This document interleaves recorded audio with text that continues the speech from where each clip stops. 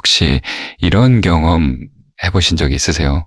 특별히 비싼 옷을 입은 것도 아닌데, 화려하게 꾸민 것도 아닌데, 어떤 분이 방에 들어오는 순간 공기가 달라지는 느낌. 말로 설명하기가 어려운데 분명히 느껴지는 그 분위기. 저는 그게 뭔지 오랫동안 궁금했어요. 상담을 하다 보면 정말 다양한 분들을 만나요. 어떤 분은 처음 뵙는데도 왠지 모르게 마음이 편안해지고, 어떤 분은 오랫동안 알아온 사이인데도 자꾸 어딘가 불편한 느낌이 들어요. 그 차이가 뭔지 저도 한참을 생각했는데 어느 날 문득 알게 됐어요. 그게 귀티더라고요. 귀티라는 게 타고나는 거라고 생각하시는 분들이 많아요. 집안이 좋아야 생기는 거, 어릴 때부터 좋은 환경에서 자라야 생기는 거라고요. 그런데 제가 수십 년 동안 수많은 분들을 만나오면서 발견한 건 전혀 그렇지 않다는 거예요. 오히려 아주 평범하게 사셨던 분들이 어느 순간부터 그 품격이 생기더라고요. 몇 달 전에 상담을 오셨던 분이 한 분 계셨어요. 65이셨는데 처음 문을 열고 들어오시는 순간부터 뭔가 달랐어요. 특별히 고급스러운 옷을 입으신 것도 아니었고, 화장을 진하게 하신 것도 아니었는데, 그냥 앉아 계시는 것만으로도 자리가 채워지는 느낌이었어요.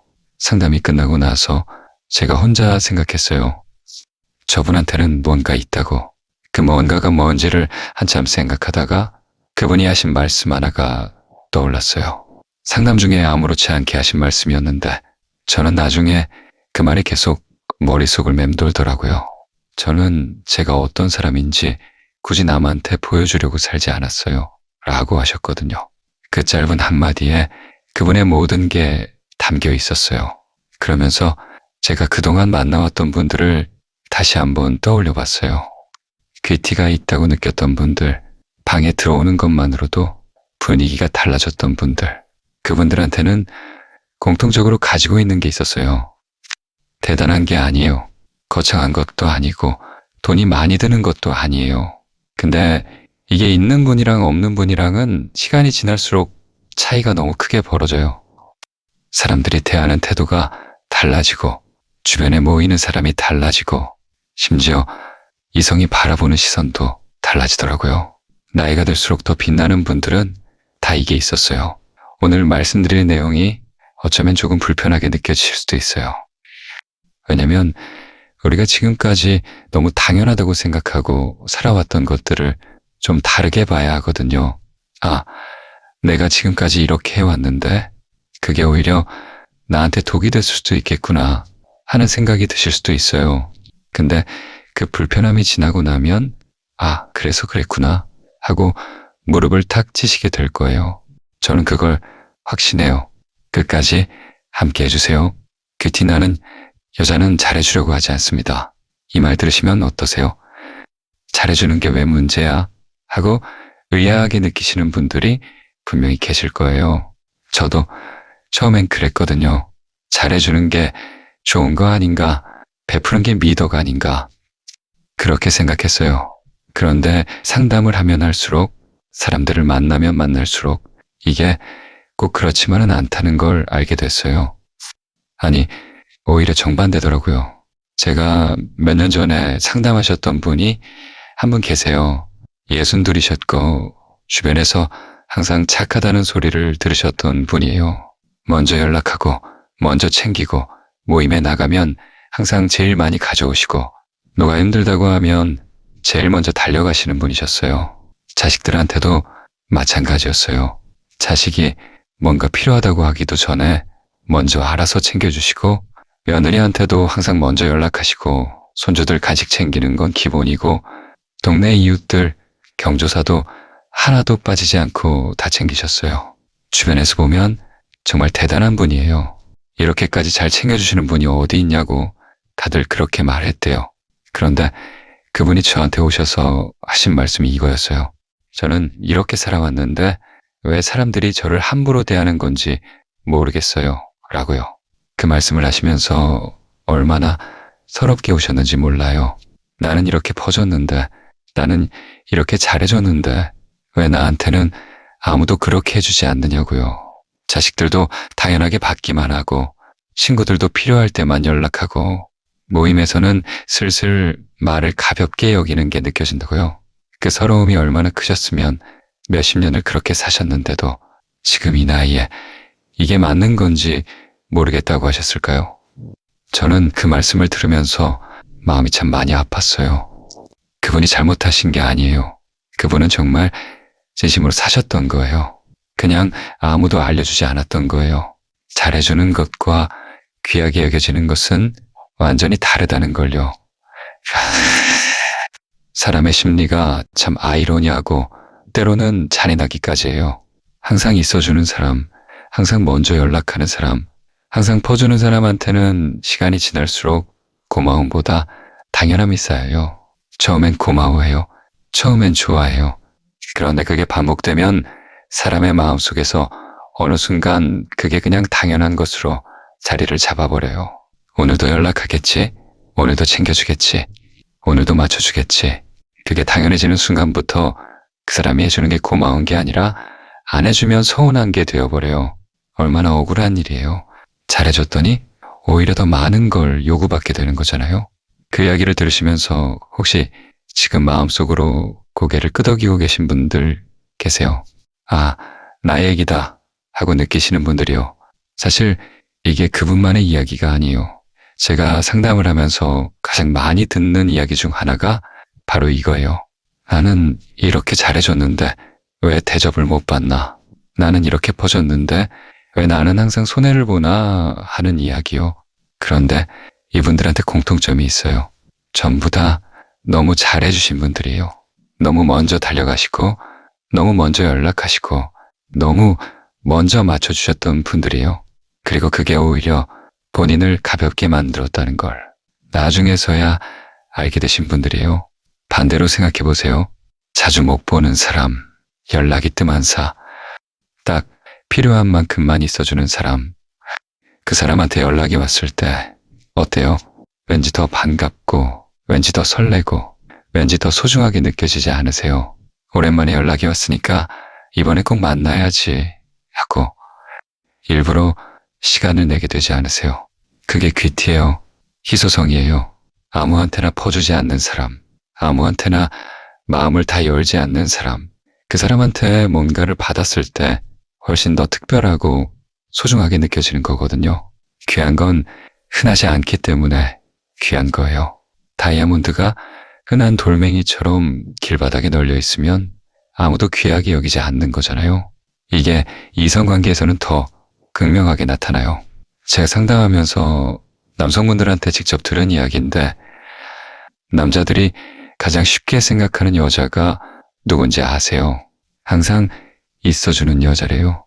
연락하면 항상 바로 받고 만나자고 하면 항상 나오고 무슨 말을 해도 항상 맞춰주는 여자. 처음엔 편하고 좋은데 시간이 지나면 설렘이 없어진다고 해요. 그냥 편한 사람이 되어버리는 거예요. 그 여자한테 잘해줘야겠다는 마음보다 그냥 있으면 좋고 없어도 그만인 사람이 되어버리는 거예요. 얼마나 억울해요. 그렇게 잘해줬는데 결국 그런 대접을 받는 거잖아요. 반면에 자기만의 삶이 있어서 항상 함께할 수 없는 여자, 다 맞춰주지 않는 여자, 약간의 여백이 있는 여자한테는 계속 궁금함이 생긴다고 하더라고요. 이 여자는 지금 뭘 하고 있을까? 이 여자는 또 어떤 생각을 하고 있을까? 그 궁금함이 설렘이 되는 거예요. 귀티는 그 여백에서 나오는 거예요. 한 가지만 더 말씀드릴게요. 제가 이 이야기를 드리면 가끔 이런 말씀을 하시는 분들이 계세요. 그럼 일부러 차갑게 굴라는 거냐고요? 아니에요. 전혀 아니에요. 차갑게 구는 건 또 다른 문제예요. 제가 드리고 싶은 말씀은 딱 하나예요. 남한테 잘해주기 전에 나한테 먼저 잘해주세요. 남을 챙기기 전에 나를 먼저 챙기세요. 남의 기분을 맞추려 하기 전에 내 기분이 어떤지를 먼저 살피세요. 내가 나를 소중히 여기는 사람한테서 귀티가 나요. 내가 나를 아끼는 사람은 행동 하나하나에서 그게 느껴져요.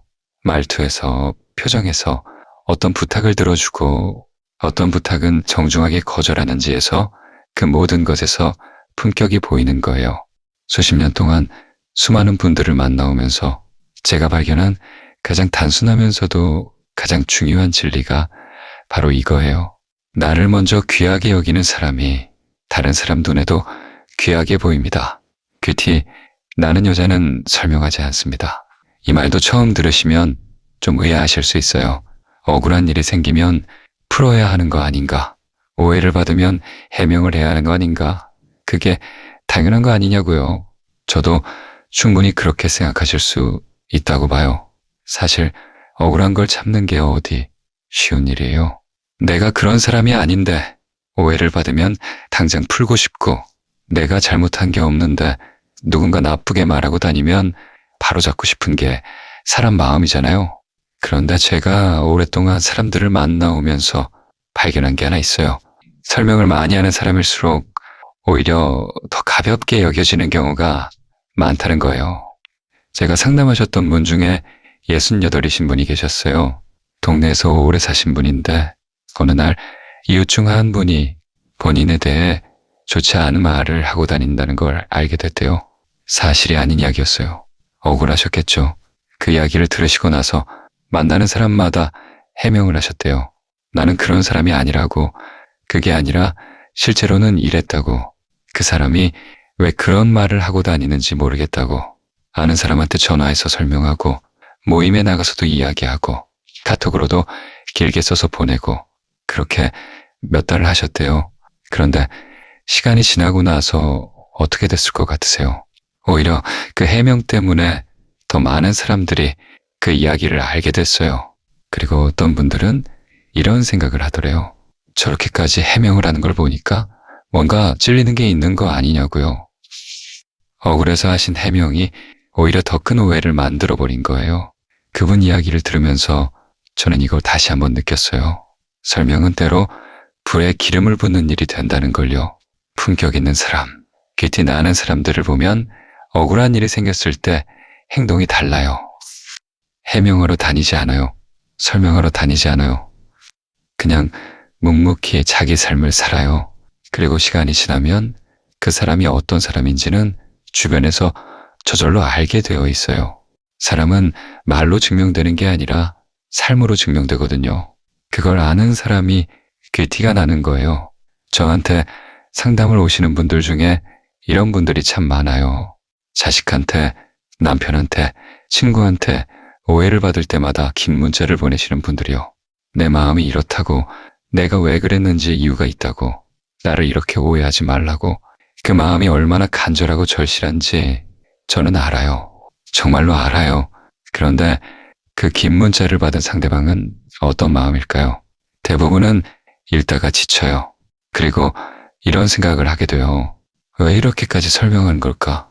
뭔가 불편한 게 있으니까 이러는 거 아닐까? 라고요.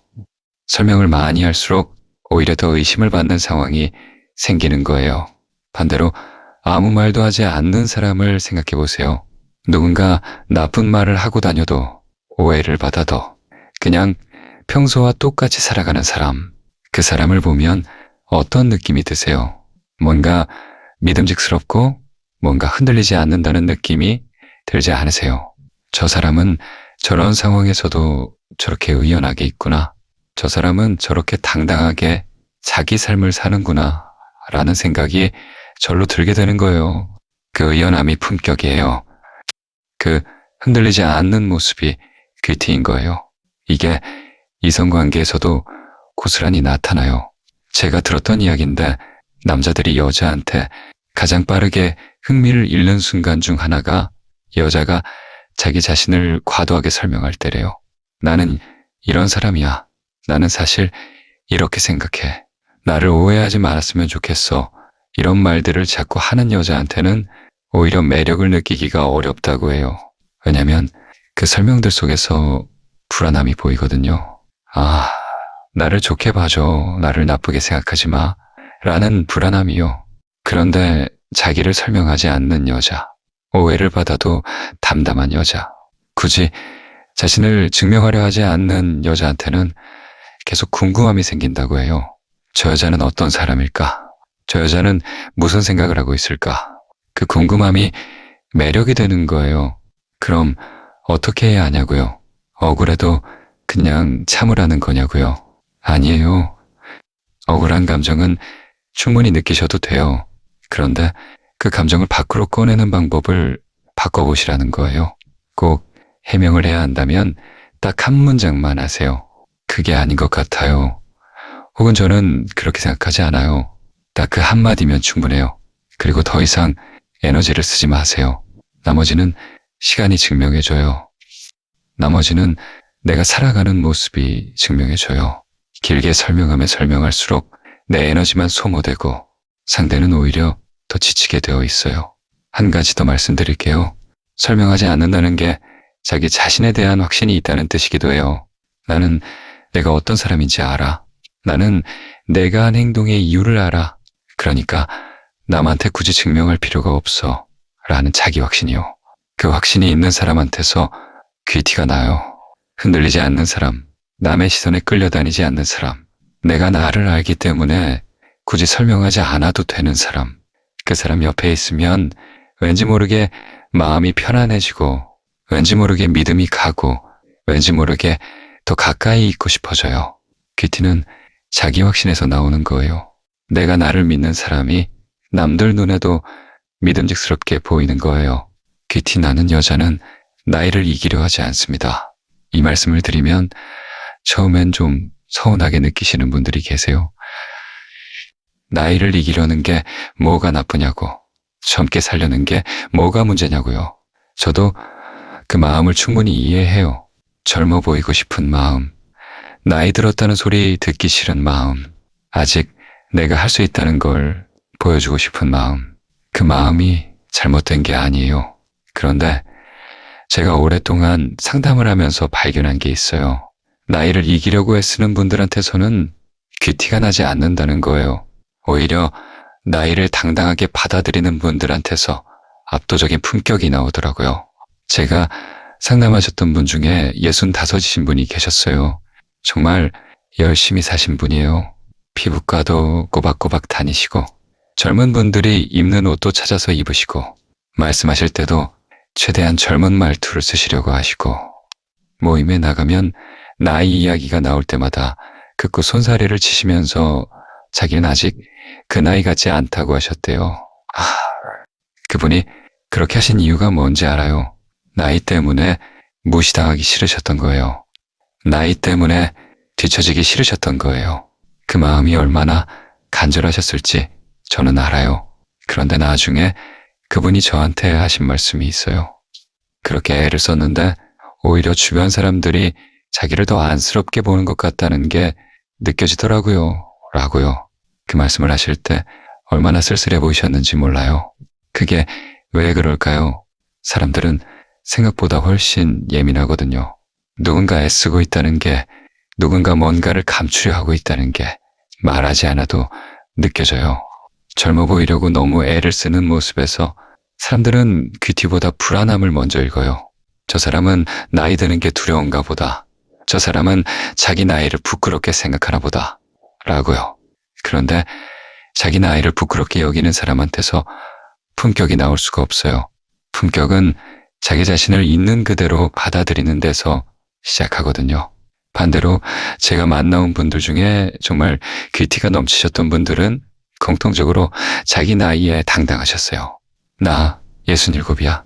그래서 어쩔 건데 이런 당당함이요. 흰 머리가 나도 자연스럽게 두시고, 주름이 생겨도 애써 감추려 하지 않으시고, 자기 나이에 어울리는 옷을 품위 있게 입으시고, 말씀하실 때도 자기 나이에서 우러나오는 연륜과 깊이가 있으셨어요. 그분들 옆에 있으면 이상하게 마음이 편안해지고, 이상하게 믿음이 가고, 이상하게 더 가까이 있고 싶어지는 느낌이 들어요.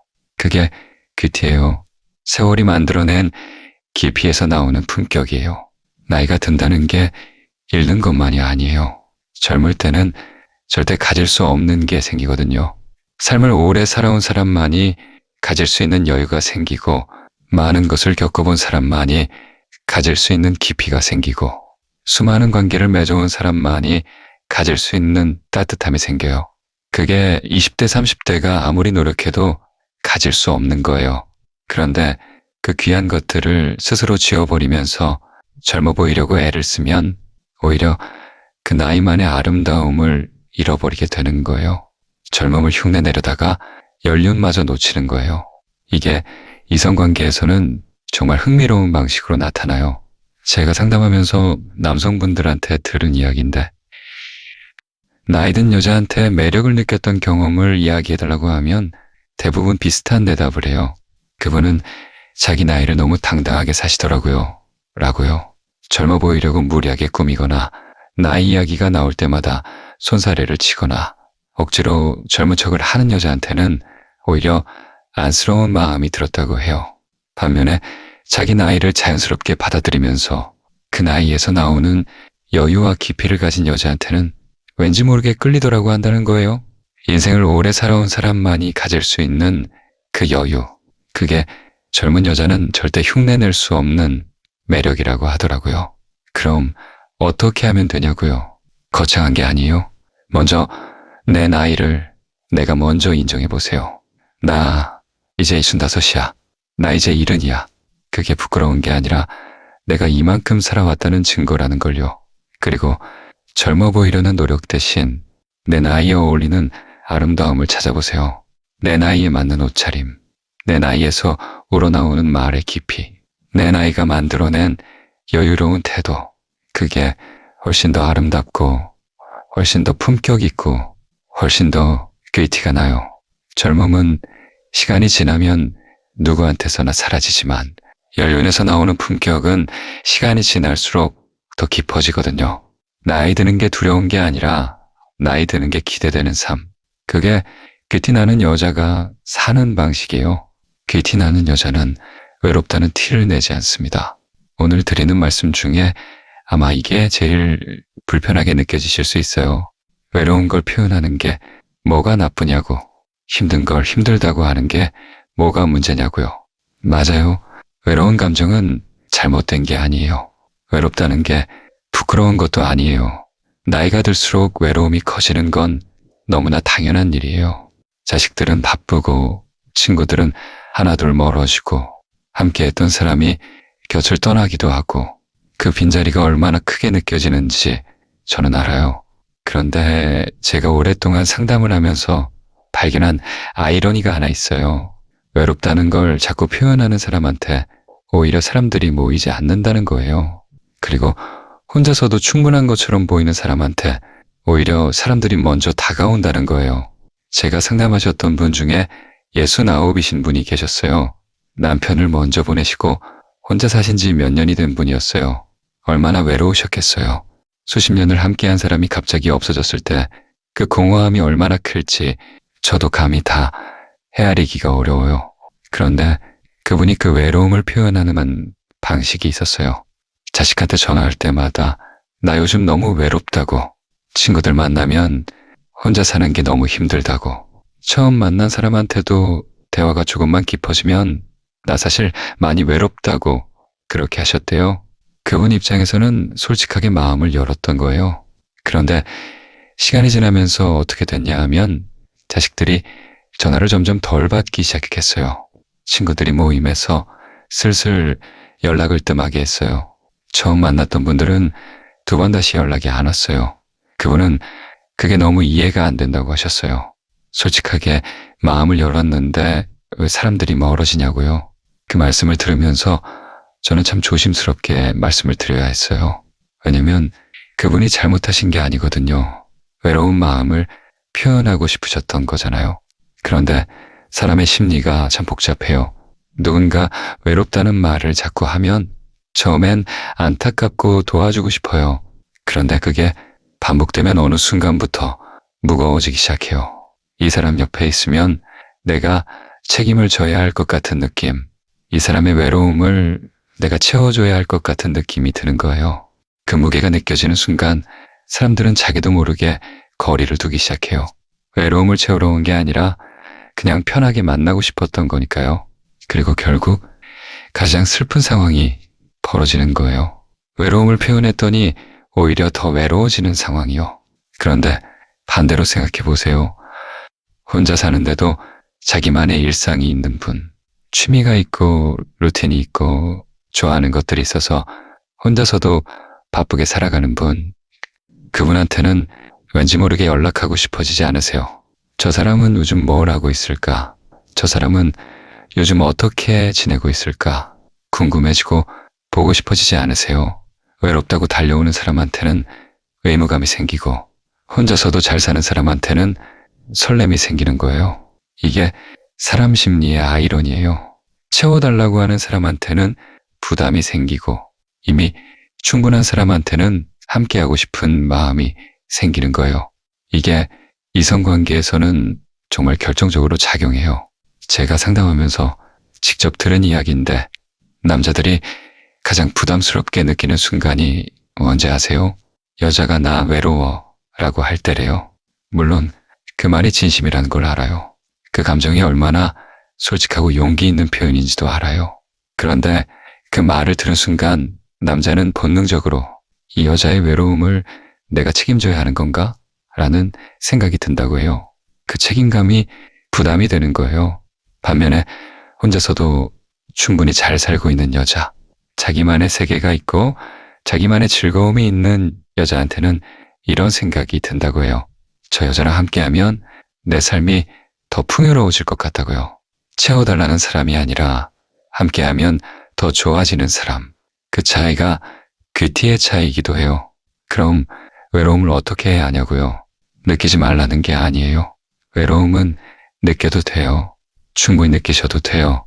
다만 그 외로움을 달래는 방법을 바깥에서 찾지 말고 안에서 찾아보시라는 거예요.